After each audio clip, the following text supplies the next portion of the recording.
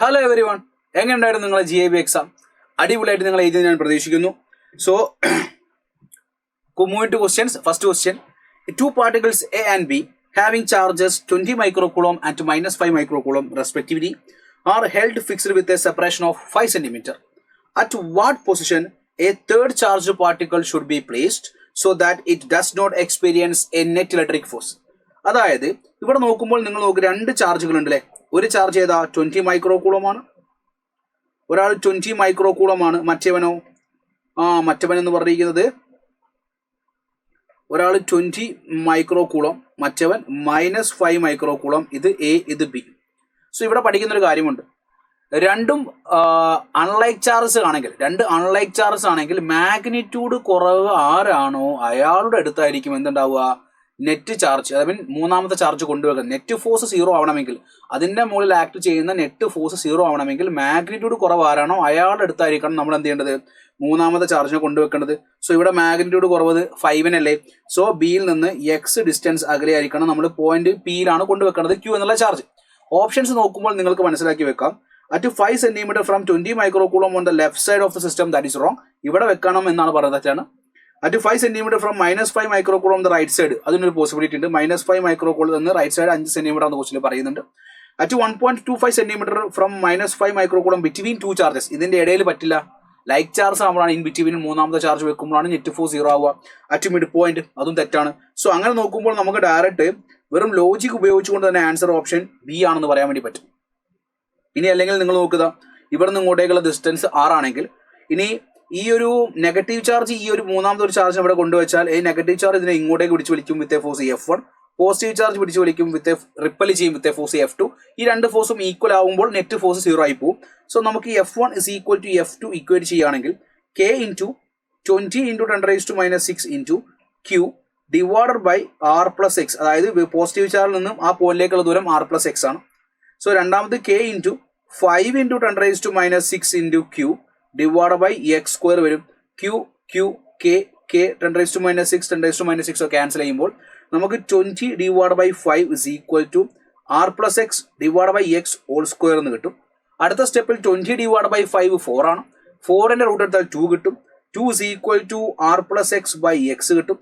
So 2x is equal to R plus X. 2x minus X, X is equal to R കിട്ടും. The value of R 5 cm ആണ്. So എക്സിന്റെ value 5 cm of from -5 microcoulomb on the right side is the right answer. Next one.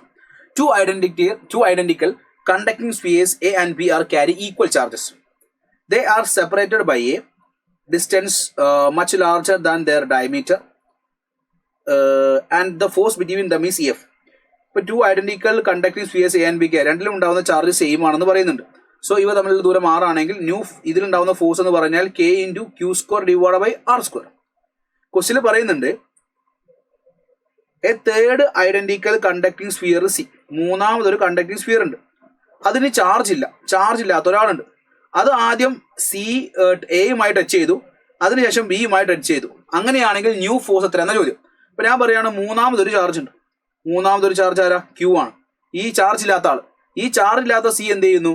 എയുമായിട്ട് കൊണ്ട് touch ചെയ്യുമ്പോൾ എന്ത് സംഭവിക്കും? Charge equally share ചെയ്യും. ഇപ്പൊ രണ്ടിനെയും ചാർജ് Q ആയിട്ട് മാറും. എന്നിട്ട് സെപ്പറേറ്റ് ചെയ്യുമ്പോൾ ചാർജ് സ്പ്ലിറ്റ് ചെയ്യും. സോ ഇവന്റെ ചാർജ് ഇപ്പോൾ Q/2 ആയിട്ട് മാറും, ഇവന്റെ ചാർജും Q/2 ആയിട്ട് മാറും. നമ്മൾ പഠിക്കുന്നുണ്ട് ഐഡന്റിക്കൽ ചാർജ് ടച്ച് ചെയ്യുന്ന സമയത്ത് ചാർജ് ഈക്വലി ഡിവൈഡ് ചെയ്യുന്നുള്ളത്. അതിനുശേഷം ഈ Q/2 എന്നുള്ള ചാർജ് Qയുമായി ടച്ച് ചെയ്യുമ്പോൾ ടോട്ടൽ ചാർജ് എത്ര വരും? Q plus Q/2 3Q/2. അപ്പൊ 3Q/2 ആണ് ഇപ്പോൾ ഉള്ള ടോട്ടൽ ചാർജ്. അതിനെ സെപ്പറേറ്റ് ചെയ്യുമ്പോൾ എന്തായിട്ട് മാറും? അത് 3Q/2ന്റെ പകുതി. 3Q/2ന്റെ പകുതി 3Q/4 വരും. ഇവിടെയും 3Q ഡിവൈഡ് ബൈ 4 വരും. ഇപ്പോൾ ഉണ്ടാവുന്ന ന്യൂ ഫോഴ്സ് അല്ലേ ചോദിച്ചിരിക്കുന്നത്. സോ ന്യൂ ഫോഴ്സ് എന്ന് പറയുന്നത് F dash is equal to K into Q/2 into 3Q/4 divided by R square. Distance ഒന്നും മാറുന്നില്ല. So 3/8 into K Q square by R square. K Q square by R square എന്ന് പറഞ്ഞാൽ ആദ്യം ഉണ്ടാവുന്ന force അല്ലേ. So 3/8 3F divided by 8. Answer is option D എന്ന് കിട്ടും. Question number 3.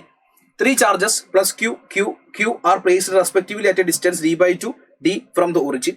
ഇപ്പോൾ ഒറിജിനിൽ നിന്ന് ഒരു ഓർഡറിലാണ് വെച്ചിരിക്കുന്നത്. ഇത് ഒറിജിൻ ആണ്, ഇത് d/2 ആണ്, ഇത് d ആണ്. ഇവിടെ ക്യാപിറ്റൽ Q, ഇവിടെ സ്മോൾ q, ഇവിടെ ക്യാപിറ്റൽ Q ആണ്. Net force experienced by plus Q is placed at x is equal to 0. ഇവിടെ വെച്ചിരിക്കുന്ന ഈ ക്യൂവിന്റെ മുകളിൽ ആക്ട് ചെയ്യുന്നു. ഒറിജിനിൽ വെച്ചിരിക്കുന്ന ക്യൂവിന്റെ മുകളിൽ ആക്ട് ചെയ്യുന്ന നെറ്റ് ഫോഴ്സ് 0 എന്ന് പറയുന്നുണ്ട്. So what is the meaning here? So ഈ ക്യൂ ആക്ട് ചെയ്യുന്ന ഫോഴ്സും ഈ ക്യൂ ആക്ട് ചെയ്യുന്ന ഫോഴ്സും രണ്ടും കൂടി ആഡ് ചെയ്താൽ എന്ത് കിട്ടണം? 0 കിട്ടണം. അപ്പൊ ഞാൻ പറയാണ് ഈ ഒരു O F force at O എന്ന് പറഞ്ഞാൽ ഈ മറ്റ് രണ്ട് ഫോഴ്സുകളുടെയും സം എന്തായിരിക്കണം? ആഡ് ചെയ്താൽ 0 കിട്ടണം. 0 is equal to ഈ ക്യൂവും തമ്മിലുള്ള ദൂരം d/2 അല്ലേ? സോ എന്ത് ചെയ്താം? k into capital Q into small Q divide by d/2 whole square plus ഈ സ്മോൾ ക്യാപിറ്റൽ ക്യൂവും തമ്മിലുള്ള ദൂരം d അല്ലേ? സോ എന്ത് വരും? k into capital capital Q square into d square. അടുത്ത സ്റ്റെപ്പിൽ നമുക്ക് എന്ത് കിട്ടും? Minus k into capital Q into small Q divide by d square into by 4 എന്ത് ചെയ്യും? കറങ്ങി മുകളിലേക്ക് പോകും. Is equal to k into capital Q square divide by d square. So d square Q k cut ചെയ്താൽ മൈനസ് 4q is equal to capital Q, small q is equal to minus q by 4. Answer is option A is the right answer. A charge q is placed at a distance a/2 above the center of the square surface edge as shown in the figure. Electric flux through the square surface is നമ്മൾ ഒരു 100 പ്രാവശ്യം പഠിച്ചിട്ടുണ്ട്, കാരണം NCERT ഉള്ള ചോദ്യമാണ്. അപ്പോൾ ഈ ഒരു ചാർജിനെ നമ്മൾ ഈ ഒരു സ്ക്വയറിന്റെ അകത്ത് പ്ലേസ് ചെയ്യാൻ വേണ്ടി പറ്റുകയാണെങ്കിൽ, സ്ക്വയറിന്റെ അകത്താണ് നമ്മൾ ഈ ഒരു ചാർജിനെ പ്ലേസ് ചെയ്യുന്നതെങ്കിൽ നിങ്ങൾ മനസ്സിലാക്കി വെക്കുക.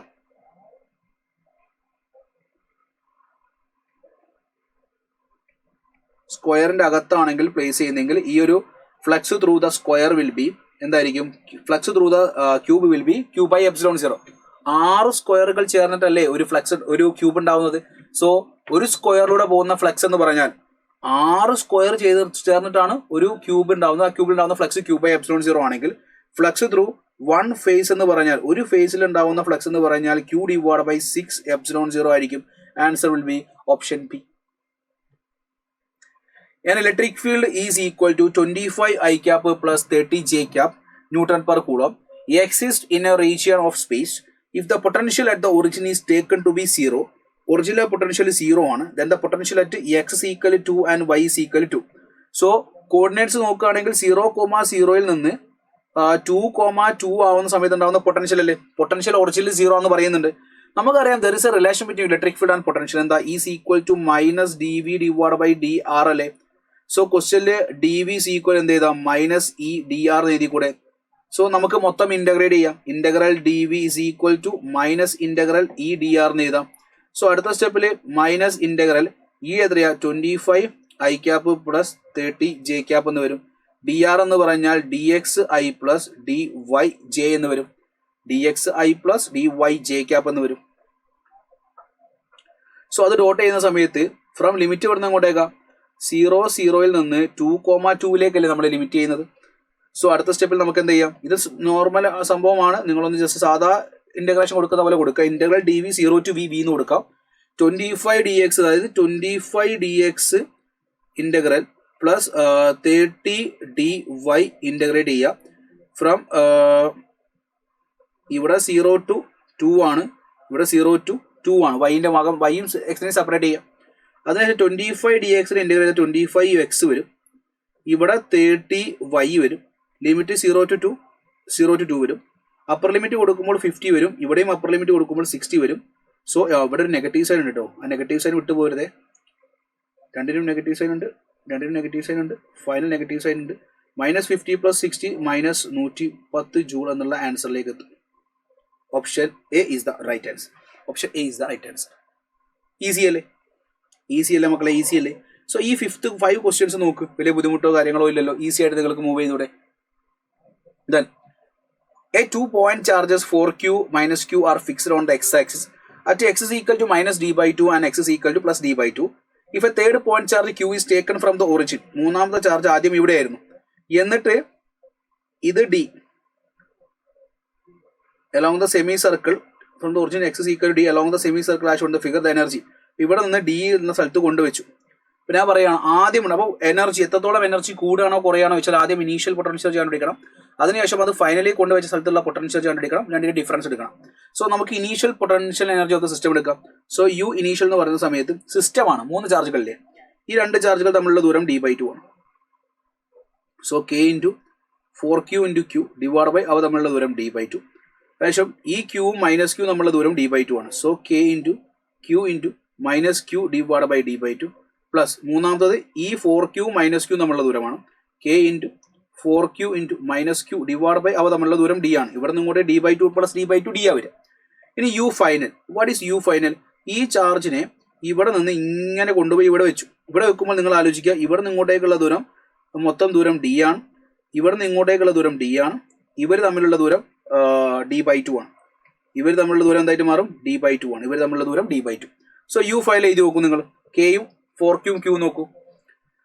So K into 4Q into ഈ 4Q ക്യൂവും തമ്മിലുള്ള ദൂരം ഇവിടെ നിന്ന് ഇങ്ങോട്ടേക്ക് ഡി ആണ്, ഇവിടെ നിന്ന് ഇങ്ങോട്ടേക്ക് ഡി ബൈ ടു ആണ്. D plus D by two 3D by two. 4Q into Q divide by 3D by two plus K into ഈ മൈനസ് ക്യൂവും ക്യൂവും തമ്മിലുള്ള ദൂരം ഡി ബൈ ടു. അതിൽ വലിയ മാറ്റം വന്നില്ല അല്ലേ? Q minus Q divide by D by two plus 4Q minus Q തമ്മിലുള്ള ദൂരം ഡി തന്നെ അല്ലേ? സോ എന്ത് വരും? K into 4Q minus Q divide by D തന്നെ വരും. അപ്പോൾ നിങ്ങൾ നോക്കുമ്പോൾ initial potential energy of the സിസ്റ്റവും final potential energy of the സിസ്റ്റവും എഴുതുന്ന സമയത്ത് നിങ്ങൾക്ക് മനസ്സിലാക്കാൻ വേണ്ടി പറ്റും ഈ രണ്ട് ടേമുകളും രണ്ട് സൈഡും ഈക്വൽ ആണല്ലേ. അതുപോലെ ഈ ടേം എന്താണ്? അവിടെയും അതേപോലെ ഇവിടെയും ഈക്വൽ ആണ്. സോ നിങ്ങൾ ഡെൽറ്റ യു എടുക്കുന്ന സമയത്ത് delta U final minus U initial എടുക്കുമ്പോൾ ഇതിൽ നിന്ന് ഇത് മൈനസ് ചെയ്യുമ്പോൾ സെയിം സൈൻ വിത്ത് സെയിം സൈനുള്ള സെയിം ക്വാണ്ടിറ്റീസ് ആണെങ്കിൽ ഇവ തമ്മിൽ എന്തായി പോകും? അങ്ങോട്ടും ഇങ്ങോട്ടും ക്യാൻസൽ ചെയ്ത് പോകും. പിന്നെ ആര് മാത്രം സബ്ട്രാക്ട് ചെയ്താൽ മതി? K into 4Q square divide by 3D by 2 2 കറങ്ങി മുകളിലേക്ക് പോകും. Minus K into 4Q square divide by D by 2 കറങ്ങി മുകളിലേക്ക് പോകും. സോ ആ ടേമുകൾ മാത്രം കോമൺ ആക്കി പുറത്തെടുക്കും. 2K4Q square by D common ആക്കി എടുത്താൽ 1/3 മൈനസ് 1 വരും. സോ അടുത്ത സ്റ്റെപ്പിൽ നമുക്ക് എന്ത് ചെയ്യാം? 2Kയുടെ വാല്യൂ 1/4πε0 ഡി വരും. 4Q square into 1/3 minus 1 minus 2/3. ഈ 4ഉം ക്യാൻസൽ ചെയ്യാം. Minus 2 into plus 2 minus 4Q square divide by 3πε0 D minus 4Q square divide by 3πε0 D എന്ന് പറയുമ്പോൾ നെഗറ്റീവ് സൈൻ ഇൻഡിക്കേറ്റ് ചെയ്യുന്നത് പൊട്ടൻഷ്യൽ എനർജി കുറഞ്ഞു എന്നുള്ള മീനിങ് ആണ്. So decreases by 4Q square by 3πε0 d. Answer will be option D. Sixth question answer is option D. Then figure shows charge Q versus voltage graph for series and parallel combination of two given capacitors. The capacitance are രണ്ട് കപ്പാസിറ്റേഴ്സിന്റെ സീരീസും parallel കോമ്പിനേഷന്റെയും ഗ്രാഫാണ് കൊടുത്തിരിക്കുന്നത്. So ഇതിന്റെ slope എടുക്കുകയാണെങ്കിൽ നിങ്ങൾക്ക് മനസ്സിലാക്കാൻ വേണ്ടി പറ്റും. ഈ ബിയുടെ സ്ലോപ്പ് എടുക്കുകയാണെങ്കിൽ അതിന്റെ സ്ലോപ്പ് എന്ന് പറയുന്നത് എന്താ വരിക? സ്ലോപ്പ് മീൻസ് അതിന്റെ കപ്പാസിറ്റൻസ് കിട്ടൂലേ? എഫക്റ്റീവ് കപ്പാസിറ്റൻസ് കിട്ടും. രണ്ടാൾക്കാർ സീരീസും പാരലൽ സിറ്റുവേഷൻ അല്ലേ? So slope means effective capacitance കിട്ടും. ഞാൻ ചോദിക്കട്ടെ, ഇതിൽ നിങ്ങൾ മനസ്സിലാക്കണം, രണ്ടാൾക്കാർ സീരീസും രണ്ടാൾക്കാർ പാരലും കണക്ട് ചെയ്തിരിക്കുന്ന കപ്പാസിറ്റൻസിന്റെ എഫക്റ്റീവ് വാല്യൂ അവിടെ കൊടുത്തിരിക്കുന്നത്. സോ ഇവിടെ ഏതാണ് സീരീസ് ഏതാ പാരലൽ എങ്ങനെ മനസ്സിലാക്കാം? അപ്പോൾ നിങ്ങൾ മനസ്സിലേക്ക് വേണ്ട ഇക്വേഷൻ കപ്പാസിറ്റൻസ് സീരീസ് ആണെങ്കിൽ 1/CS is equal to 1/C1 plus 1/C2 or C series is equal to C1 C2 divided by C1 plus C2. Parallel ആണെങ്കിൽ എന്താ വരിക? C1 plus C2 അല്ലേ? സോ പാരലൽ ആകുമ്പോൾ കപ്പാസിറ്റൻസിന്റെ എഫക്റ്റീവ് വാല്യൂ കൂടുക ചെയ്യാം. So slope ആർക്കാണോ കൂടുതൽ അയാൾ പാരലാണ്. ഇതിൽ ആർക്കാ സ്ലോപ്പ് കൂടുതൽ? എക്കാണ്. സോ ഇത് പാരലൽ കണക്ഷനും ഇത് സീരീസ് കണക്ഷനും ആണെന്നുള്ള ലോജിക്ക് നിങ്ങൾക്ക് വേണം. അതിനുശേഷം പാരലൽ കണക്ഷന്റെ സ്ലോപ്പ് എടുത്താൽ സ്ലോപ്പ് is equal to ഇവിടെ സ്ലോപ്പ് എടുത്താൽ എന്താ വരിക? ഇതിന്റെ സ്ലോപ്പ് എടുത്താൽ എന്താ വരിക? y axis divide by x axis 500 divide by 10 ചെയ്താൽ നമുക്ക് എന്ത് കിട്ടും? 500/10 ചെയ്താൽ നമുക്ക് പാരലൽ ഇക്വേഷൻ 50 വരും. അതേപോലെ സീരീസ് എന്താ വരിക? C1 C2 divide by C1 plus C2 അല്ലേ സീരീസ്? അതിന്റെ വാല്യൂ എത്ര വരും? ഇവിടെ 80/10 ചെയ്താൽ 80 ഡിവൈഡ് ബൈ 10 ചെയ്താൽ 8 കിട്ടും. അപ്പോൾ C1 C2 divide by C1 plus C2 ആണല്ലോ C പാരലൽ എന്ന് പറഞ്ഞാൽ C1 പ്ലസ് C2. ഇത് എന്ന് പറഞ്ഞാൽ C1 പ്ലസ് C2 ആണെന്നുള്ള കാര്യം നമുക്കറിയാലോ. അപ്പോൾ C1 C2 divide by 50 is equal to 8 വരും. C1 C2 is equal to 8 into 50 that will give 400. ഈ തന്നിരിക്കുന്ന ഓപ്ഷനിൽ ഏത് രണ്ട് വാല്യൂസ് മൾട്ടിപ്പിൾ ചെയ്യുമ്പോഴാണ് 400 കിട്ടുന്നതെന്ന് നോക്കൂ. 40 into 10 400. ഫസ്റ്റ് ഓപ്ഷൻ തന്നെ നമുക്ക് ആൻസറിലേക്ക് എത്തിയില്ലേ? നല്ലൊരു ചോദ്യം കേട്ടോ ഇത്. അതായത് കപ്പാസിറ്റേഴ്സ് രണ്ട് കപ്പാസിറ്റർ സീരീസും പാരലും ആയിരിക്കുന്ന ഗ്രാഫ് കൊടുത്തു. ആ ഗ്രാഫിൽ ഏതാ പാരലൽ ഏതാ സീരീസ് എന്ന് ഐഡന്റിഫൈ ചെയ്യണം. സീരീസ് ആണെങ്കിൽ എഫക്റ്റീവ് വാല്യൂ കുറവായിരിക്കും, പാരലൽ ആകുമ്പോൾ എഫക്റ്റീവ് വാല്യൂ കൂടുതലായിരിക്കും. അപ്പോൾ സ്ലോപ്പ് കൂടിയ ആൾ പാരലും സ്ലോപ്പ് കുറഞ്ഞ ആൾ സീരീസും ആണെന്നുള്ള ഐഡിയയിൽ നിന്നാണ് നമ്മൾ ആൻസറിലേക്ക് എത്തിയത്. നല്ല ക്വസ്റ്റ്യൻ ആണ്. The current in the circuit is circuit ഉണ്ടാവുന്ന കറണ്ട് നിങ്ങൾക്ക് അറിയാലോ. ഇത് കറണ്ട് ഇങ്ങനെ വന്നത് ഈ വഴിക്ക് തന്നെയാണ് കറണ്ട് പോവുക. അപ്പോൾ അവിടെ പാത്ത് സെയിം ആണ്. സോ ഇത് 30യും കൂട്ടുകയാണെങ്കിൽ എഫക്റ്റീവ് 60 വരും. 60യും 30യും പാരലൽ അല്ലേ? രണ്ടാൾക്കാർ പാരൽ ആകുമ്പോൾ ബിഗ് വൺ ഡിവൈഡ് ബൈ 60 30 രണ്ട് പ്രാവശ്യം പോകും. 2 + 1 3 വരും. 60/30 ദാറ്റ് വിൽ ഗീവ് 20 ഓം എന്ന് വരും. കറണ്ട് അല്ലേ ചോദ്യം. Current C = V/R. V എത്രയാ 2 ആണ്. R എത്രയാ 20. 1/10. So 1/10 ampere is the right answer. Answer will be 1/10 ampere. Answer is option C എന്ന് കിട്ടും.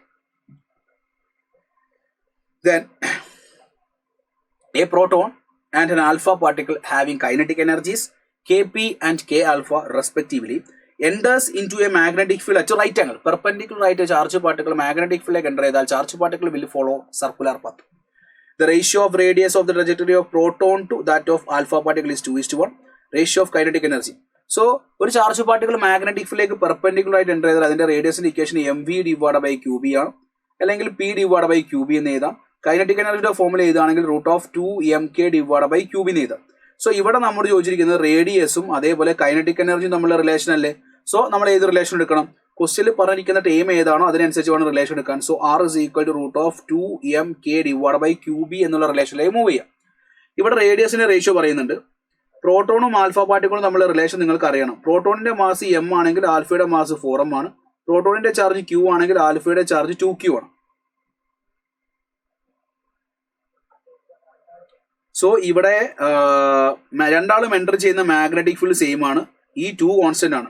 സോ രണ്ട് സൈഡ് നമുക്ക് വെറുതെ സ്കോർ ചെയ്യല്ലേ. സോ R² = 2mk/q²b² അല്ലേ.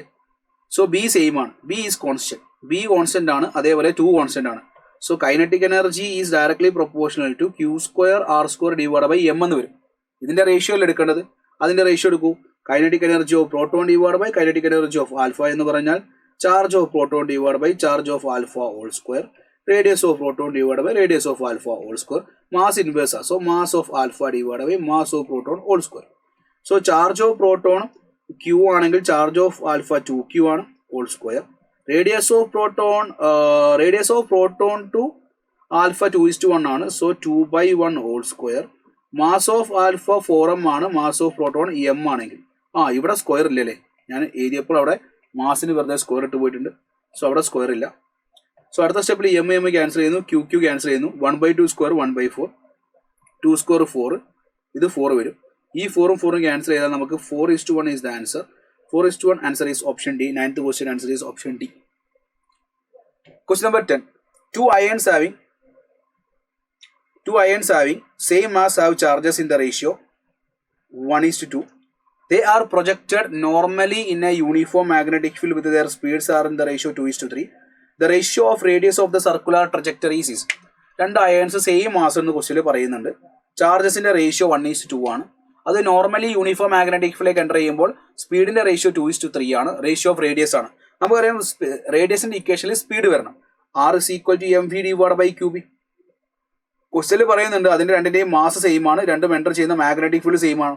So radius is directly proportional to v/q ആണ്. സോ റേഡിയസ് ഓഫ് 1/2 എന്ന് പറഞ്ഞാൽ v1/v2 ഇൻറ്റു q2/q1 വരും.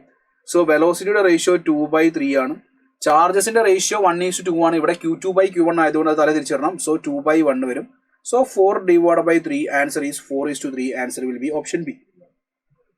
Then a hairpin like shape as shown in the figure is made by bending a long current carrying wire. What is the magnitude of magnetic field at a point P which lies on the center of the semicircle? സെമിസർക്കിളിന്റെ centre ആണല്ലേ. അപ്പോൾ നമ്മൾ ഇങ്ങനെ line വരയ്ക്കുകയാണെങ്കിൽ ഈ ഒരു ലൈനിൽ നിന്ന് നോക്കുകയാണെങ്കിൽ ഈ ഒരു കറണ്ട് ക്യാരിങ് വയറിന്റെ ഇവിടെയല്ലേ പോയിന്റ് ഉള്ളത്. സോ അവിടെ ഫീൽഡ് ഇൻടു ദ പ്ലെയിൻ ആണ്. ഈ കറണ്ട് ക്യാരിങ് വയറിന്റെയും ഇവിടെ തന്നെയാണ് പോയിന്റ്, അവിടെയും ഇൻടു ദ പ്ലെയിൻ ആണ്.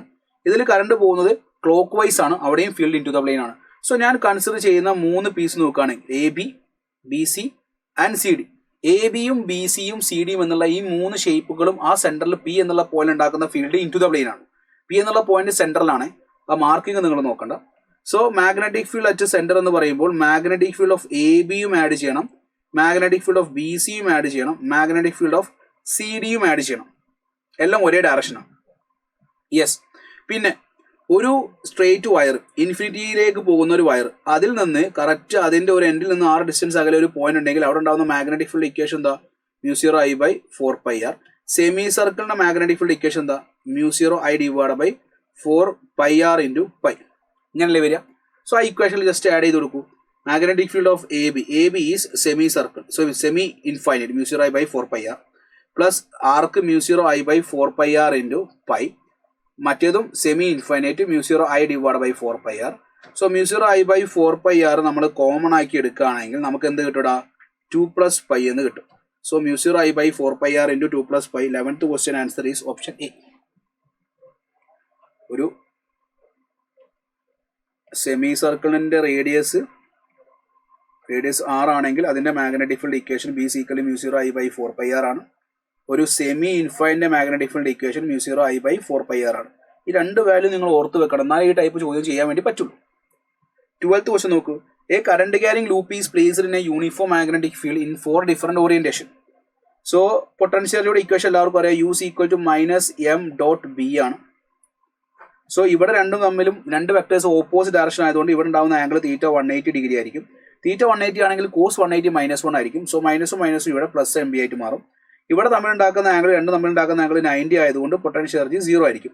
ഇവിടെ തമ്മിലുണ്ടാക്കുന്ന ആംഗിൾ ലെസ് ദാൻ 90 ആണ്. ലെസ് ദാൻ 90 ആകുമ്പോൾ സപ്പോസ് ഞാൻ എടുക്കുന്നു, ലെസ് ദാൻ 90 ആകുമ്പോൾ ഞാൻ എന്ത് ചെയ്യാം 60 എടുക്കാം. വെറുതെ ഒരു വാല്യൂ ഒരു അപ്രോക്സിമേഷൻ വാല്യൂ എടുക്കുകയാണ്. So minus M B into cos 60യുടെ വാല്യൂ 1/2. ഇത് ഗ്രേറ്റർ ദാൻ 90 ആണ്. സോ ഇതിന്റെ വാല്യൂ ഞാനൊരു 120 എടുക്കാം. എനിക്ക് അതിന്റെ വാല്യൂസ് അറിയുന്നത് കൊണ്ടാണ്. U is equal to minus mb into cos 120 minus 1/2. That will give plus mb/2 അല്ലേ വരിക, mb/2. സോ ഇവിടെ നോക്കുക, ഇവിടെ decreasing order of potential energy കുറഞ്ഞു വരുന്ന ഓർഡറാണ്. അപ്പൊ ആദ്യം ആരാ 1, ഏറ്റവും കൂടുതൽ ആരാ 1. സോ 1 ഏറ്റവും കൂടുതൽ വരുന്ന 2 ഓപ്ഷൻ. പിന്നെ ആരാ വരിക, പിന്നെ mb/2, പിന്നെ 4 വരണം, പിന്നെ 4 വരണം, പിന്നെ ആരാ, പിന്നെ 2, പിന്നെ 2, പിന്നെ 3. അപ്പൊ ഏറ്റവും കുറവ്. അപ്പോൾ option C is the right answer. അപ്പോൾ ഞാൻ ഇവിടുത്തെ ഈ രണ്ട് ആംഗിൾസ് ലെസ് ദാൻ 90, 0ക്കും 90ക്കും ഇടയിലും. അപ്പോൾ അതുകൊണ്ടാണ് ഞാൻ ഈ ഒരു വാല്യൂ ജസ്റ്റ് 60, 120 എടുത്തതിന്റെ വാല്യൂസ് അറിയുന്നത് കൊണ്ട് കേട്ടോ. ക്വസ്റ്റ്യൻ നമ്പർ 30 നോക്ക്. The magnetic susceptibility of A material of A road is 499. The permeability in vacuum is 4 pi into 10⁻⁻⁷. Absolute permeability of the material of the road. So nu is equal to 1 plus chi. Sorry, nu r is equal to 1 plus chi. Nu r is equal to 1 plus chi ആണ്. So nu is equal to നമുക്ക് എന്ത് ചെയ്താം, nu 0 into 1 plus chi. The value of nu 0 is 4 pi into 10⁻⁷. 1 plus chi, 1 plus 499 എന്ന് പറയുമ്പോൾ 500 ആണ്. So അടുത്ത സ്റ്റെപ്പിൽ 500 into 4 അല്ലെങ്കിൽ 500 into 4 2000 pi into 10⁻⁷. ആ 3 0 എടുത്ത് ഒഴിവാക്കിയാൽ 2 pi into 10⁻⁴ വരും. 2 pi into 10⁻⁴. Answer is option B. Then 4 identical long solenoids A, B, C, D are connected to each other as shown in the figure. If the magnetic field at the center of A is 3 Tesla, ഇതിന്റെ സെന്ററിൽ ഉണ്ടാകുന്ന magnetic field 3 Tesla. So സോളിനോയിഡിന്റെ സെന്ററിൽ ഉണ്ടാകുന്ന magnetic field is equal to mu 0 Ni. Identical ആയതുകൊണ്ട് B directly proportional I അല്ലേ വരിക. അതിനെ ചോദിച്ചിരിക്കുന്നത് if the magnetic field at the center of A is 3 Tesla ആണെങ്കിൽ field at the center of C, സിയിൽ ഉണ്ടാവുന്ന ഫീൽഡാ ചോദ്യം. Assume that the magnetic field is confined within the volume of respective solenoid. അപ്പോൾ ഇതിലൂടെ വരുന്ന കറണ്ട് എത്രയാ, I ആണെങ്കിൽ ഇതിലൂടെ പോകുന്ന കറണ്ടുകൾ എന്താ വരിക, I/3 ആവും, I/3 ആവും, I/3 ആവും. സോ കറണ്ട് I/3 കുറഞ്ഞാൽ മാഗ്നറ്റിക് ഫീൽഡ് 1/3 കുറയും. സോ ഈ ആദ്യമുള്ളത് 3 Tesla അല്ലേ. അപ്പോൾ 3 Tesla 1/3 ആയി കഴിഞ്ഞാൽ ഇതിലുണ്ടാവുന്ന എത്രയായിരിക്കും, 1 Tesla ആയിരിക്കും. എല്ലാത്തിലും 1 Tesla ആയിരിക്കും. Answer is option C. വളരെ സിംപിളി ലോജിക് ഉപയോഗിച്ചുകൊണ്ട് നിങ്ങൾക്ക് ആൻസറിലേക്ക് എത്താൻ വേണ്ടി പറ്റും. In A coil of resistance 100 ohm, a current is induced by changing the magnetic flux through as shown in the figure. The magnitude of change in flux, നമുക്കറിയാം induced charge is equal to change in flux divided by resistance ആണ്. So change in flux divide by resistance 100 ആണ്. So induced charge അറിയില്ല, പക്ഷെ നമുക്ക് എന്ത് ചെയ്യാം, ഈ ഗ്രാഫിൽ നിന്ന് ഇൻഡ്യൂസ്ഡ് ചാർജ് എടുക്കാം. കറണ്ട് ടൈം ഗ്രാഫിന്റെ area under eye T graph gives എന്താണ്, ചാർജ് ആണ്. So charge is equal to half into 10 into 0.5. So 2.5 എന്ന് കിട്ടും. So delta phi is equal to 2.5 into 100. That will give 250 എന്ന് കിട്ടും. So 250 Weber.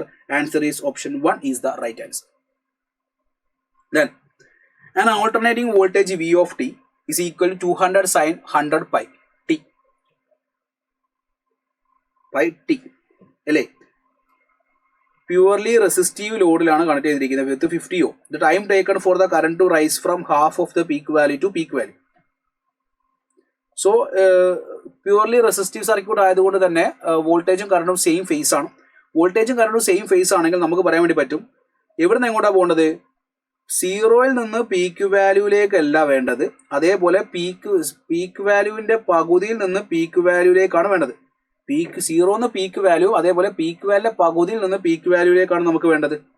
അപ്പൊ നമുക്കറിയാം, നമ്മൾ പഠിക്കുന്നുണ്ടല്ലേ, അതായത് V is equal to V0 sin omega t ആണെങ്കിൽ നമ്മൾ പഠിക്കുന്നുണ്ട് സീറോ ടു പീക്ക് വാല്യൂ ആവാൻ, അല്ലെങ്കിൽ V is equal to V0. വേണമെങ്കിൽ ഞാൻ അതിന്റെ റിലേഷൻ എഴുതി തരാം. I is equal to I0 sin omega ടിയിൽ ഐയുടെ വാല്യൂ I0 ആവാൻ എടുക്കുന്ന സമയം എന്ന് പറഞ്ഞാൽ I is equal to I0 sin omega T. I0 cancel ചെയ്യുമ്പോൾ നമുക്ക് സൈൻ ഒമേഗ ടി 1 വരും. സൈൻ ഒമേഗ ടി 1 വരണമെങ്കിൽ ആംഗിൾ 90 ആയിരിക്കണം. സോ ഒമേഗ ടി π/2 ആയിരിക്കണം.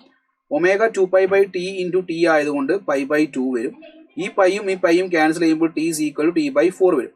സോ സീറോയിൽ നിന്ന് പീക്ക് വാല്യൂ ആവാൻ എടുക്കുന്ന സമയം എന്ന് പറഞ്ഞിരിക്കുന്നത് t/4 ആണ്.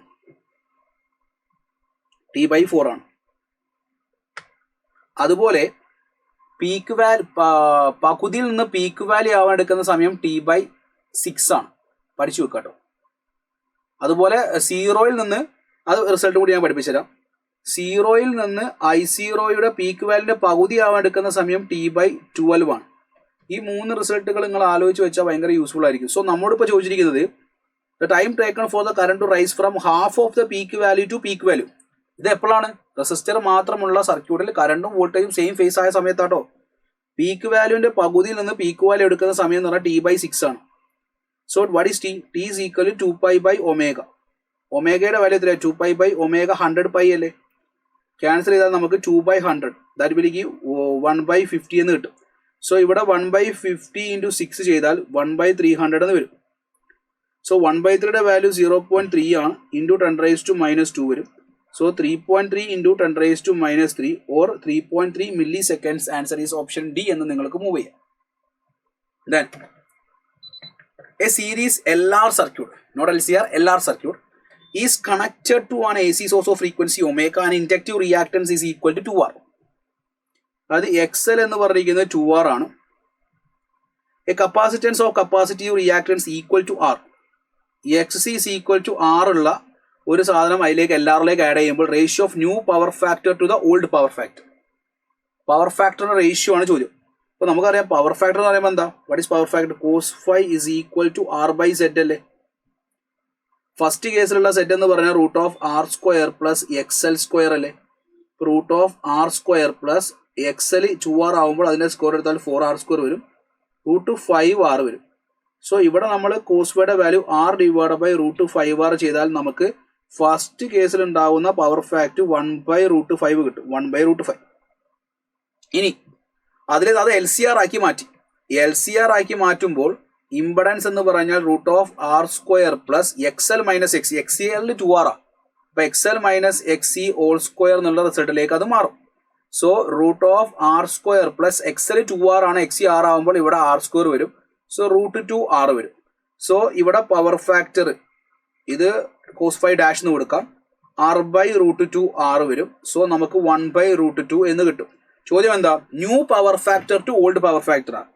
cos phi dash divided by cos phi ആ ചോദ്യം. സോ 1/√2 by 1/√5 എന്ന് പറയുമ്പോൾ √5/2 എന്ന് കിട്ടും. √5/2 ആൻസർ ഈസ് ഓപ്ഷൻ ഡി എന്നുള്ള ആൻസറിലേക്ക് എത്തും. ഡയറക്റ്റ് ചോദ്യം. A power transmission line feeds input power at 2300 volt to a step down transformer with the primary windings 4000 turns giving output power at 230 volt. The current in the primary of the transformer is 5 ampere and its efficiency 90 ആണെങ്കിൽ output current ആണ്. നമുക്കറിയാം what is efficiency. Efficiency എന്ന് പറയുമ്പോൾ output power divided by input power അല്ലേ? So VP/IP. So efficiency 90% എന്ന് പറയുമ്പോൾ 90/100. Voltage output power is given that 230. Question പറയുന്നുണ്ട് output power 230 volt എന്നാണ് കൊടുത്തിരിക്കുന്നത്. ഔട്ട്പുട്ട് പവർ അവിടെ ഉണ്ടാകുന്ന വോൾട്ടേജ് 230 ആണ്. കറണ്ട് ഇൻ സെക്കൻഡറി എന്ന് പറഞ്ഞിരിക്കുന്നത് കറണ്ട് ഇൻ സെക്കൻഡറി ആണ് കണ്ടുപിടിക്കേണ്ടത്. കറണ്ട് ഇൻ പ്രൈമറി 5 ആണ്. വോൾട്ടേജ് ഇൻ പ്രൈമറി എത്രയാ? 2300. All values are given. 230 2300 10 പ്രാവശ്യം പോകും. ഈ ഒരു പൂജ്യം ആൻസർ ചെയ്യാം. ഈ 0 ആൻസർ ചെയ്താൽ 9 is equal to current in secondary divide by 5 വരും. So current in secondary is equal to 9 into 5 that will give 45 ampere. Option C is the right answer.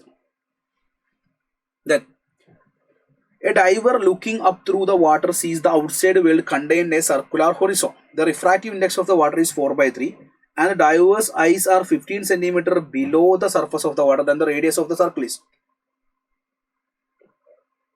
ഇങ്ങനെയാണ് കാണുക അല്ലേ? സോ നിങ്ങൾ പഠിക്കുന്നൊരു വാല്യൂ ഉണ്ട്. ഇതിന്റെ റേഡിയസ് എന്ന് പറഞ്ഞിരിക്കുന്നത് ഇതാണ് radius. So R is equal to ഇത് H ആണെങ്കിൽ R is equal to നമുക്ക് എന്താ പറയുക, what is refractive index here? Refractive index is equal to 4/3. അപ്പോൾ നമുക്ക് പറയാൻ വേണ്ടി പറ്റും what is refractive index? Refractive index is equal to sine I divide by sine R. അപ്പോൾ ഇതാ ഇങ്ങനെ വന്നിട്ട് ഇത് സർഫസിലൂടെ ഇങ്ങനെ മെർജ് ചെയ്ത് പോവുകയല്ലേ ചെയ്യുക, ഇങ്ങനെ വന്നിട്ട് സർഫസിലൂടെ മെർജ് ചെയ്ത് പോവുക ചെയ്യും. അപ്പോൾ ഇവിടെ നിങ്ങൾ ആംഗിൾസ് നോക്കുകയാണെങ്കിൽ സൈൻ ആറുടെ വാല്യൂ നമുക്ക് 90 ആയിരിക്കും കിട്ടുക അല്ലേ? സൈൻ I ക്രിട്ടിക്കൽ ആംഗിൾ ആയിരിക്കും.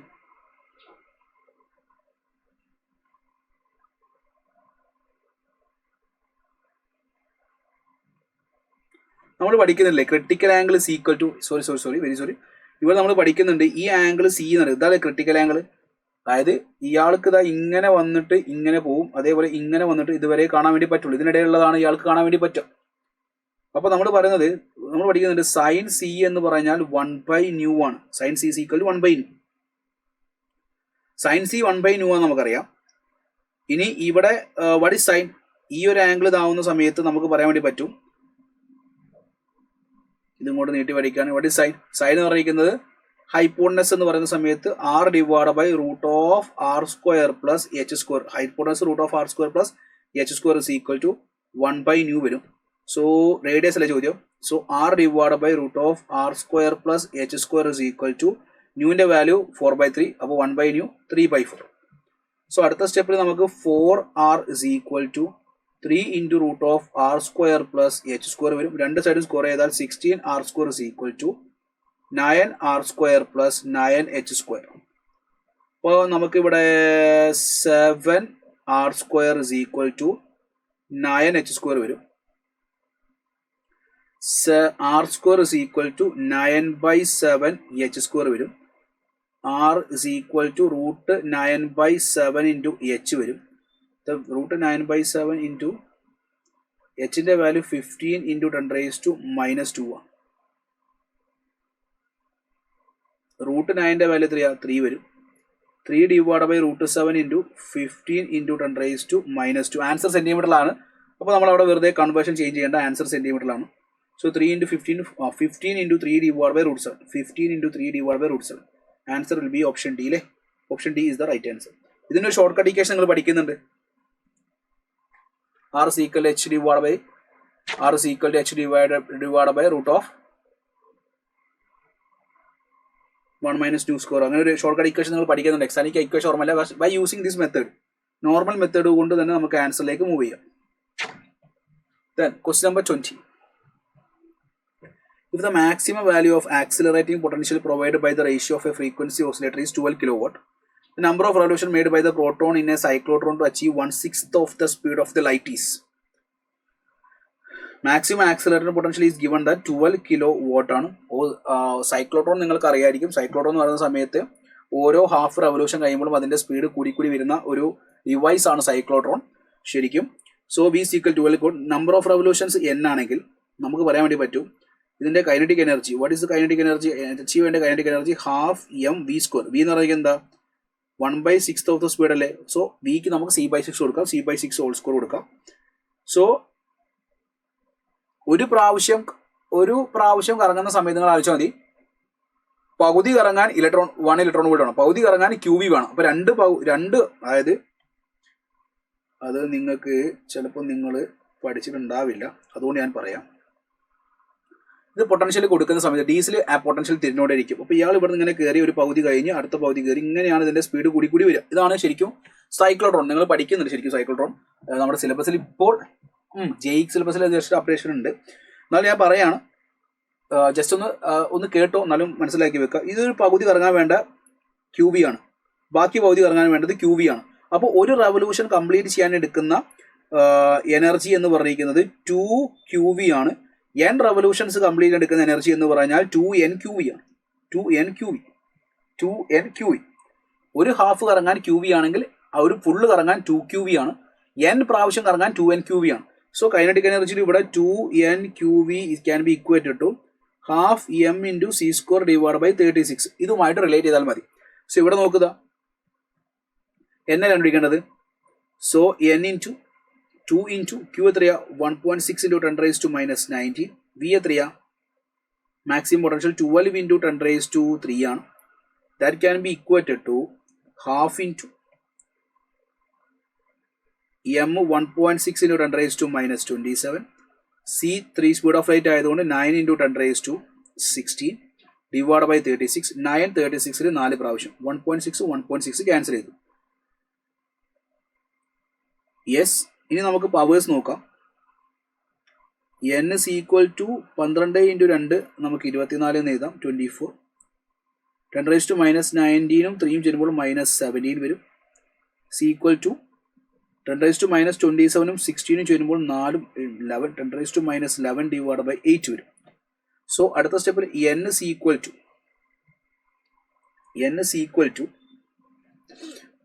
10⁻⁻11 ഡിവൈഡ് ബൈ 8 ഇൻറ്റു 24 ഇൻറ്റു 10⁻⁻17. -17 മുകളിൽ പോകുമ്പോൾ +17 ആവും. അപ്പോൾ 10⁻6 വരും. 10⁻6 ഡിവൈഡ് ബൈ 24 ഇൻറ്റു 8.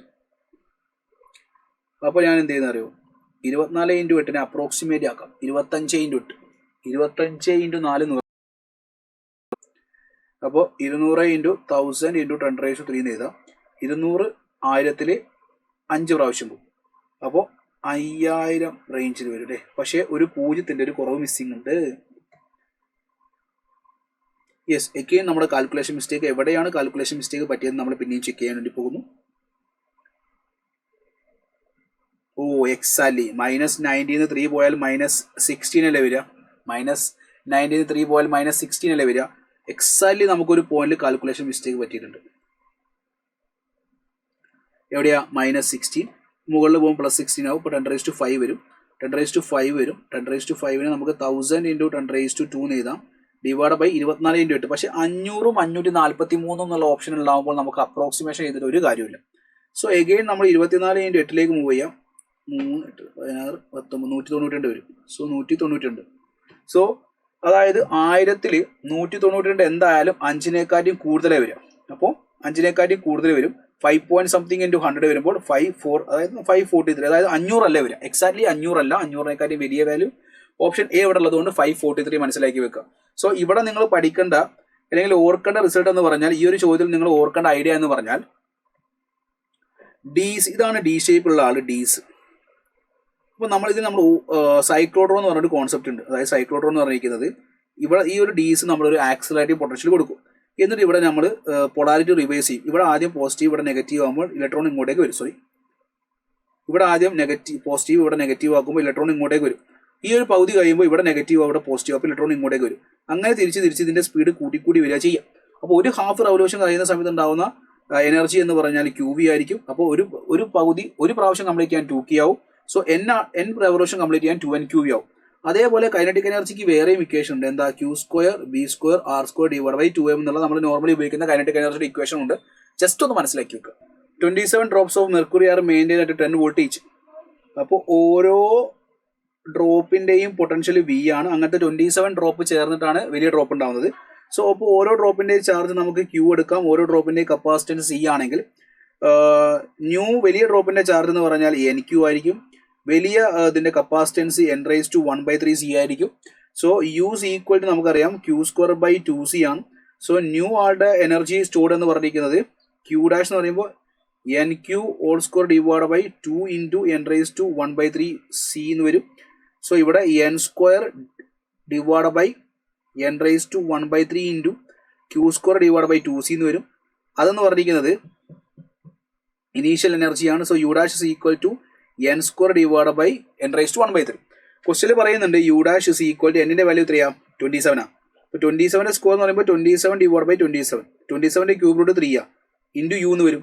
27ന്റെ എടുത്താൽ 9 അല്ലേ വരിക. അപ്പോൾ 27 ഇൻറ്റു 9 ടൈംസ് ഓഫ് U എന്ന് വരും. So the value of X എത്ര വരും, 9 എന്ന് വരും. നൈസ് ക്വസ്റ്റ്യൻ ആണ്. Question number 22. A square shaped wire with the resistance each of side 3 ohm is bent to form a complete circle. ഒരു square shaped wire വിത്ത് resistance 3 ഓം ആണ്. ഇതൊരു square ആണെന്ന് വിചാരിക്കും. റെസിസ്റ്റൻസ് എല്ലാത്തിൻ്റെയും റെസിസ്റ്റൻസ് 3 ഓം ആണ്. അപ്പോൾ ടോട്ടൽ റെസിസ്റ്റൻസ് 12 ഓം ആണ്. ഈ 12 ഓം ഉപയോഗിച്ച് നമ്മൾ എന്ത് ചെയ്തു, ഒരു സർക്കിൾ ഉണ്ടാക്കി. സർക്കിളിൻ്റെ രണ്ടറ്റത്തും നമ്മൾ ഒരു ബാറ്ററി കൊടുക്കുകയാണെങ്കിൽ റെസിസ്റ്റൻസ് ആദ്യം. ഇപ്പോൾ 12 ഓം നമ്മൾ മൊത്തത്തിലാക്കുമ്പോൾ അതിനെ പകുതി ആക്കുമ്പോൾ ഇവിടെ 6 ഓം ആയിരിക്കും, ഇതും 6 ഓം ആയിരിക്കും. അപ്പോൾ ഉണ്ടാകുന്ന എഫക്റ്റീവ് റെസിസ്റ്റൻസ് എത്ര വരും? അതിൻ്റെയും പകുതിയല്ലേ, രണ്ടും പാരലാകുമ്പോൾ അതിൻ്റെയും പകുതിയല്ലേ എഫക്റ്റീവ് വരിക. So effective will be 3 ohm. Two concentric circular coils C1 and C2 are placed in XY plane. C1 has 500 turns and radius 1 cm. C2 has 200 turns and radius current 20 cm. Radius 20 cm എന്നായിരിക്കും. C2 carries a time dependent current. The EMF induced in the C1 at instant t is equal to 1 second is 4 by x, the value of x. Again നമുക്ക് question ഒന്നുകൂടി വായിക്കാം. രണ്ട് coils ഉണ്ട്. C1 500 turns ഉണ്ട്, radius 1 cm ആണ്. C2 200 turns ആണ്, radius 20 ആണ്. C2 ഒരു കറണ്ട് ഉണ്ട്, ആ കറണ്ട് സമയത്തിനനുസരിച്ച് മാറുന്നതാണ്. അപ്പോൾ EMF induced in the mutually induced EMF അല്ലേ. സോ M ഇൻറ്റു നമുക്ക് എന്ത് പറയാം, di/dt എന്നുള്ള റിലേഷനിലേക്ക് മൂവ് ചെയ്തിട്ട് കാര്യമുണ്ടോ?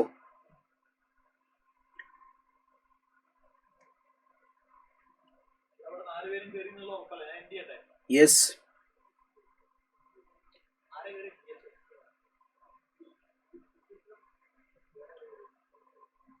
t is equal to 1 second ആണല്ലേ.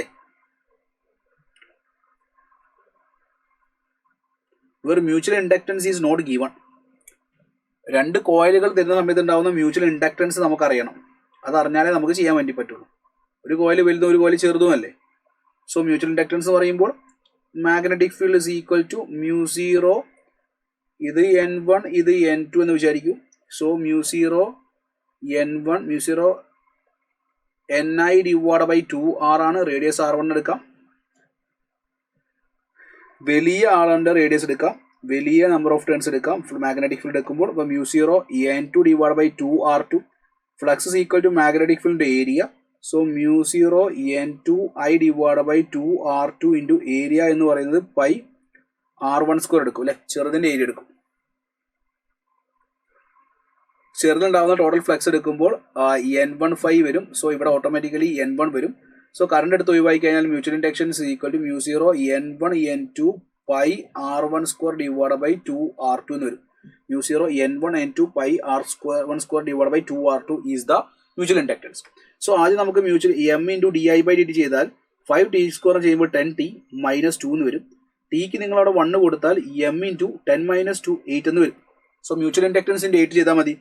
മ്യൂച്വൽ ഇൻഡക്റ്റൻസിൻ്റെ വാല്യൂ നോക്കും. μ0ൻ്റെ വാല്യൂ എത്രയാണ്? 4π × 10⁻⁻⁷. N1 500 ആണ്, N2 200 ആണ്. പൈ ഇൻറ്റു R1 എത്രയാ? ഫസ്റ്റ് ആളുടെ റേഡിയസ് 1 cm. അപ്പോൾ 10⁻²ൻ്റെ ഒരു സ്കോർ 10⁻⁴ ഇൻറ്റു രണ്ടാമത്തെ ആളുടെ റേഡിയസ് വലുതിന് റേഡിയസ് 20 cm. 20 × 10⁻². സോ 20 200-ൽ 10 പ്രാവശ്യം, 5 പ്രാവശ്യം.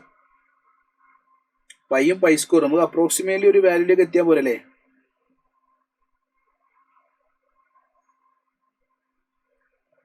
സോ 5 5 25. സോ 10⁻² മുകളിലേക്ക് കയറുമ്പോൾ 10⁻+2 ആവും. സോ അതിൻ്റെ ഫൈനൽ ആൻസറിലേക്ക് മൂവ് ചെയ്യാം. നമുക്ക് ആ റിസൾട്ട് ഒന്നുകൂടി എഴുതി വെക്കാം. സോ ഈസ് ഈക്വൽ ടു എന്താ വരുന്നത്? 4π² ഉണ്ട്, 4π² ഒരു 25 ഉണ്ട്. ഈ 10⁻² മുകളിൽ പോയാൽ 10⁻² ആവും. ഈ -2 ഈ 2 പോയിട്ട് ക്യാൻസൽ ചെയ്ത് അതങ്ങോട്ട് പോയി. പിന്നെ 10⁻⁻7 ഉണ്ടാവുള്ളൂ, 10⁻⁻7 മാത്രമേ അവിടെ ഉണ്ടാവുള്ളൂ. So 4π² into 10⁻. 25 × 4 എന്ന് പറയുമ്പോൾ 75 × 4.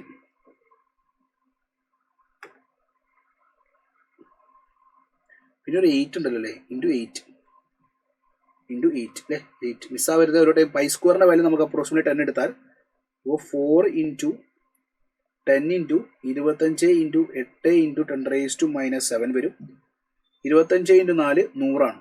100ഉം 3 0 വരും. അപ്പോൾ 8 × 10⁻⁻4 വരും.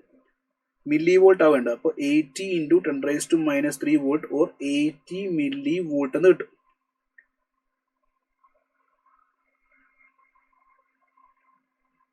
വെരി സോറി, 8 × 10⁻⁴ ആണ്. അപ്പോൾ ഒരു 0.8 × 10⁻³ വോൾട്ട് വരും. 0.8 മില്ലി വോൾട്ട് എന്ന് കിട്ടും. ഇവിടെ ആൻസർ 0.8 മില്ലി വോൾട്ട് എന്ന് കൊടുത്തിരിക്കുന്നത് 4/x ആണെങ്കിൽ എക്സിന്റെ വാല്യൂ ചോദ്യം. അപ്പോൾ നമുക്ക് ഫൈനൽ ആൻസർ കിട്ടി, എന്നാലും തീർന്നോ? ഇല്ല. അപ്പോൾ 4/x ആണ് 0.8. അപ്പോൾ എക്സ് 4/0.8 ആണ്. അപ്പോൾ 40/8 വരും. എക്സിന്റെ വാല്യൂ 5 എന്ന് കിട്ടും. അപ്പോൾ ഇവിടെ ചെയ്ത ചോദ്യത്തിന്റെ ഐഡിയ ഈസ് ഫൈൻ. അതായത് രണ്ട് കോയിലുകൾ തമ്മിലുണ്ടാവുന്ന മ്യൂച്വൽ ഇൻഡക്ടൻസ് എടുക്കുമ്പോൾ വലിയ കോയിലിന്റെ മാഗ്നറ്റിക് ഫീൽഡും ചെറിയ കോയിൽ ഉണ്ടാവുന്ന ഫ്ലക്സും, ചെറിയ കോയിലിന്റെ ഏരിയ എടുക്കുക. അപ്പോൾ നമുക്ക് ചെറിയ കോയിൽ ഉണ്ടാവുന്ന ഫ്ലക്സ് കിട്ടും. ദാറ്റ്സ് വൈ മ്യൂച്വൽ ഇൻഡക്ടൻസ് കിട്ടും. മ്യൂച്വൽ ഇൻഡക്ടൻസ് കിട്ടിക്കഴിഞ്ഞാൽ ഈ റിലേഷനിൽ കൊണ്ട് സബ്സ്റ്റിറ്റ്യൂട്ട് ചെയ്ത് ചെയ്യണം. ലെങ്തി ചോദ്യമാണ്, പക്ഷേ കാൽക്കുലേഷൻ ഫൈൻ ആണ്. കട്ട് ചെയ്ത് പോകുന്നുണ്ട്. ആ ഓപ്ഷനിൽ π² വാല്യൂ അപ്രോക്സിമേറ്റ്ലി 10 കൂടി കൊടുക്കണമെന്നൊരു ക്വസ്റ്റ്യനും കൂടി കൊടുത്താൽ അടിപൊളിയായി ചോദ്യം. An AC circuit has an inductor and resistor of resistance R. Inductor resistor of resistance R in series, such as XL is equal to 3R. Now a capacitor is added in series. The ratio of new power factor to old power factor. ഇപ്പോൾ നമ്മൾ ചെയ്ത same model ചോദ്യം അല്ലേ. അപ്പോൾ എല്ലാവരിൽ power factor എന്ന് പറയുമ്പോൾ നമുക്ക് cos φ എന്ന് എടുക്കാം. cos φ R/Z ആണ്. Z എന്ന് പറഞ്ഞാൽ √R² + XL². R² + XL² എടുക്കുമ്പോൾ 9R². That will give √10R വരും. സോ ആദ്യമുള്ള cos φയുടെ വാല്യൂ 1/√10 കിട്ടി. ഇനി പുതിയ എക്സിയും കൂടി ആഡ് ചെയ്താൽ എന്താ വരിക? Impedance is equal √R² + 3R എന്ന് 2R കുറച്ചാൽ R വരും. അപ്പോൾ R² വരും. സോ √2R വരും. So new power factor will be 1/√2. So new power factor to old power ഫാക്ടറിന്റെ റേഷ്യോ ചോദിക്കുമ്പോൾ റൂട്ട് ഇടുക. താഴത്ത് 2 വരും, ഇവിടെ 10 വരും, √5 വരും. √5:x. എക്സിന്റെ വാല്യൂ 1. √5:x ആണെങ്കിൽ എക്സിന്റെ വാല്യൂ ഫൈനൽ ആൻസർ √5/1 ആണ്. So the value of X എത്ര വരും? √5/1. The value of x is 1. In the given figure, the magnetic flux through the loop increasing according to the relation phi is equal to 10t². അപ്പോൾ induced EMF is equal to 20t + 20 വരും. Tick 5 കൊടുത്താൽ E is equal 20 × 5 100. 100 + 20 120. Current is equal to E/R അല്ലേ. 120/2 that will give 60 എന്ന് വരും. കാരണം ഇവിടെ നമുക്ക് കിട്ടുക മില്ലി വോൾട്ടിലായിരിക്കും, അതുകൊണ്ട് ഇത് മില്ലി ആംപിയർ ആയിരിക്കും. So the answer will B 60 milli ampere. So these are the questions. ഇതിൽ ആകെ ഒരു ടൈറ്റ് ചോദ്യമായിട്ട് എനിക്ക് കുറച്ച് കാൽക്കുലേഷൻ ലെങ്തി ആയി ചോദിച്ചത് ക്വസ്റ്റ്യൻ നമ്പർ 23 ആണ്. രണ്ട് കോയിലുകൾ തമ്മിലുണ്ടാവുന്ന മ്യൂച്വൽ ഇൻഡക്ടൻസ് കണ്ടുപിടിച്ച് വേണം അതിന്റെ ആൻസറിലേക്ക് മൂവ് ചെയ്യാൻ. പിന്നെ നോക്കുമ്പോൾ ബാക്കി ക്വസ്റ്റ്യൻസ് ഒക്കെ ഡയറക്റ്റ് ക്വസ്റ്റ്യൻസ് ആണ്. ക്വസ്റ്റ്യൻ നമ്പർ 20 സൈക്ലോട്രോൺ എന്നുള്ളൊരു ടോപ്പിക്കിൽ നിന്നാണ്. യെസ്, ബാക്കിയൊക്കെ നമുക്ക് കമ്പാരിറ്റീവ്ലി വേഗം ചെയ്തു പോകാൻ പറ്റുന്ന ചോദ്യങ്ങളാണ്. So this is the end of the discussion. So ഈ ക്വസ്റ്റ്യൻസ് ഒക്കെ ഒന്നുകൂടി 1-2 പ്രാവശ്യം ചെയ്ത് പഠിക്കുക. ഡൗട്ടുള്ള ക്വസ്റ്റ്യൻസ് ഒക്കെ ഒന്നുകൂടി കേൾക്കുക, എന്നിട്ട് ക്ലിയർ ആക്കുക. ഇനി അടുത്ത എക്സാം ഇതേപോലെ അടിപൊളിയാക്കുക. All the very best. By.